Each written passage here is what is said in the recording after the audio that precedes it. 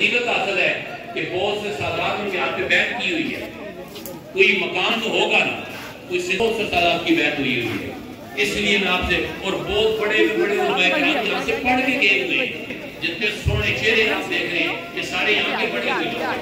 तो मैं ये सब और इसको जरा साबित कर रहे हैं, हम तंजीमी लोग हैं, हम फनकाई निजाम वाले लोग हैं, हम अदब वाले लोग हैं।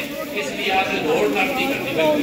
कोई मतलब भी अपनी तरफ से कोई आंटकारी न करे। हमने तरकीब बनाई है, उसी के मुताबिक इंशाअल्लाह चलना है। दीन के बाद फिर हम ये इंशाअल्लाह खंडवा शरीफ पर लेके चले जाएंगे और किबला ताजी सदरदीन रसूल के साथ ही राइट साइड पे आपका अपनी आरामगाह होगी।